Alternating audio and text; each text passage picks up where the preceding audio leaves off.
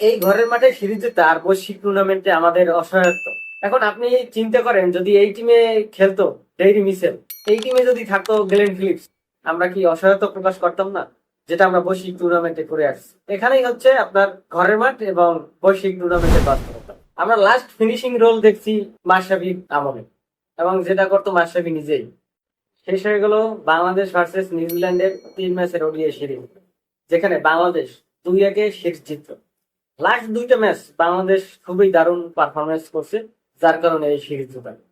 এখন এই সিরিজ থেকে বাংলাদেশের কোন কোন বিষয়ে পরিবর্তন আনা দরকার, এবং কোন কোন বিষয়ে আরেকটু ফাইন টিউনিং করা দরকার, কোন জায়গায় আরেকটু ভালো কাজ করা দরকার, কি কি শেখার আছে এই সিরিজ থেকে, মূলত এসব নিয়ে আজকের আলোচনা। আপনি অতিরঞ্জিত হয়ে এভাবে ঘরের মাঠে সিরিজ জিতে যদি উদযাপন করেন, আর এই ছোটখাটো বিষয়গুলোকে আপনি যদি ফাইন টিউনিং না করেন, পরিবর্তন না করেন, তাহলে বাংলাদেশ ক্রিকেট আলটিমেটলি লং রানে ফেল করে, এবং ফেল করে আসছে। আমরা যেটা দেখতে পাচ্ছি, আমরা সেটার প্রমাণ। এই ঘরের মাঠে সিরিজ জেতা আর বৈশ্বিক টুর্নামেন্টে আমাদের অসহায়ত্ব, এটাই হচ্ছে বড় ডিফারেন্স, এটাই চরম বাস্তবতা। প্রথমে আসি বাংলাদেশের এই সিরিজ থেকে প্রাপ্তির জায়গা কোনগুলো। লিটন কুমার দাসের হাফ সেঞ্চুরি, তার ফর্মে ফিরে আসা। তিনি বরাবরই 40-45 এইরকম রানের ভিতর আউট হচ্ছিলেন, কিন্তু এখানে একটি অনেক দিন পর তিনি একটি হাফ সেঞ্চুরি দেখা পেলেন। আর নাজমুল হোসেন শান্তর সেঞ্চুরি, এবং নাহিদ রানা এবং মোস্তাফিজুর রহমানের 2 ইনিংসে ফাইবার। এই মূলত এই বিষয়ের দিকগুলোই বাংলাদেশের বড় প্রাপ্তির জায়গা এই সিরিজ থেকে। এবারে আসি চরম বাস্তবতার কথা। একে তো ছিল আমাদের ঘরের মাঠের সিরিজ, আবার ছিল আমাদের লো এবং স্লো উইকেট, মানে স্পোর্টিং উইকেট না। আর দ্বিতীয়ত হচ্ছে নিউজিল্যান্ডের বি টিম। এখন অনেকেই লজিক্যালি বলবে এবং তর্কের খাতিরে বলবে যে জাতি দলের আবার বি এবং সি টিম কি, বা এ টিম কি। জাতি দলের যে দলেই সফরে আসবে বা যে দলেই যাবে, সে দলেই আপনাকে ধরে নিতে হবে যে মেইন টিম। কিন্তু বাস্তবতা তো ভাই ভিন্ন। আপনি দেখেন এই সিরিজে টম ল্যাথম ছাড়া বাংলাদেশের তুলনায়, বাংলাদেশের অভিজ্ঞতার তুলনায় আর কার এই সমান পর্যায়ে বা তার থেকে বেশি অভিজ্ঞতা আছে এই নিউজিল্যান্ড টিমে? একমাত্র টম ল্যাথম ছাড়া। এখন আপনি চিন্তা করেন, যদি এই টিমে খেলতো ডেইরি মিচেল, এই টিমে যদি থাকতো গ্লেন ফিলিপস, এই টিমে যদি থাকতো মিশেল সান্ডারের মতন স্পিনার, এখন এদের স্পিন, বোলিং আর এদের ব্যাটিং লাইন আপের সামনে আমরা কি অসহায়তা প্রকাশ করতাম না? যেটা আমরা বৈশ্বিক টুর্নামেন্টে করে আসছি। এখানেই হচ্ছে আপনার ঘরের মাঠ এবং বৈশ্বিক টুর্নামেন্টের বাস্তবতা। এখন আপনি যদি এই টিমকে মেইন টিম হিসেবে ধরে নেন এবং এদের সামনে আপনি বাঘের মতন সিরিজ জিতলেন, তাহলে তো আপনি শিখতে পারবেন না। আপনাকে এটা বি টিম বা দ্বিতীয় বা তৃতীয় সারির টিম হিসেবে যদি ধরে নেন, তাহলে আমাদের এখানে উন্নতি করার জায়গা থাকে। তারপরও দেখেন, এই বি টিমের বা সি টিমের সাথেও আমরা কোন কোন বিষয়গুলো শিখতে পারি এদের কাছ থেকে। দেখেন লাস্ট উইকেট জুটিতে নিউজিল্যান্ড যে পরিমাণে 4 ছক্কা হাঁকিয়ে ছিলেন, তাতে বাংলাদেশের বোলার এবং বাংলাদেশের সকল প্লেয়ারদেরকে অসহায় মনে হয়েছিল। এবং তারা নিউজিল্যান্ডের, এরা কিন্তু বাহবা পাওয়ার যোগ্য। এরা যে পরিমাণ ফিনিশ দিছে ওই লাস্ট মোমেন্টে, সে 16 ওভারে যে পরিমাণ 4 ছক্কা তারা মারছিলেন। এখন এখানে একজন সেট ব্যাটসম্যান তেলেন্দার ব্যাটসম্যানদের সাথে বা বোলারদের সাথে নিয়ে কিভাবে স্ট্রাইক রোটেট করা যায়, বা কিভাবে 4 ছক্কা মারা যায়, কিভাবে স্কোরবোর্ডে অধিক রান যোগ করা যায়, এই বিষয়টা আমাদের এখান থেকে শেখার আছে। পক্ষান্তরে বাংলাদেশের যারা ফিনিশিং রোল প্লে করে, আর যারা লাস্ট মোমেন্টে এসে ব্যাটিং করে বোলারদের সাথে বা তেলেন্দার ব্যাটসম্যানদের সাথে, তাদের এখান থেকে শেখার আছে।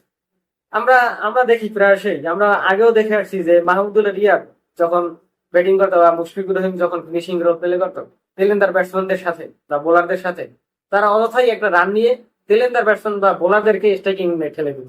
This is ridiculous.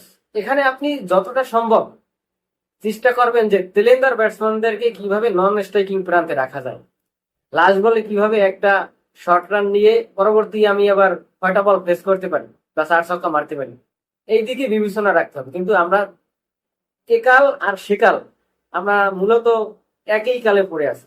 এখন দেখতেছি তহিদ হৃদয় গতকালকের বা এই লাস্ট ম্যাচটার কথা যদি চিন্তা করেন, অযথাই একটা রান নিয়ে তেলেন্দার ব্যাটসম্যানদেরকে স্ট্রাইকিং প্রান্তে ঠেলে দিচ্ছে, এবং যার কারণে ওইখান থেকে আমরা ভালো ফিনিশিংটা পাচ্ছি না। ছোট ছোট বিষয়গুলোকে আপনার কাজ করতে হবে, এগুলোকে নিয়ে আপনার ফাইন টিউনিং করতে হবে। পরে আসি মেহেদী হাসান মিরাজের অধিনায়কত্ব নিয়ে। ঠিক আছে, আমরা পরস্পর 3টা সিরিজ দিচ্ছি, এখানে মেহেদী হাসান মিরাজের অবদান আছে।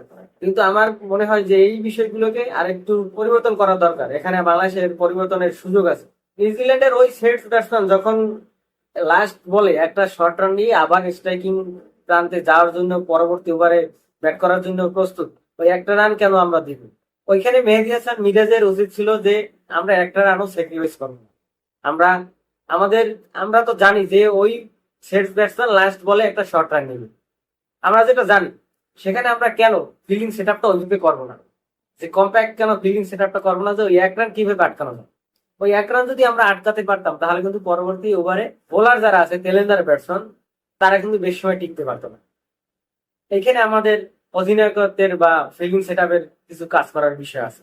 এখন আসি আমাদের আর একটা সংকট নিয়ে, যে সংকটটা মূলত 5-6 বছরের ওপেনিং স্টার্ট। সেই তামিম এবং সৌম্য সরকারের ওপেনিং জুটি কলাপস করার পর আমরা এত বছর পর্যন্ত একটা ভালো ওপেনিং জুটি আমরা ধারাবাহিক পারফরমেন্স হবে এমন একটা জুটি পাই নাই।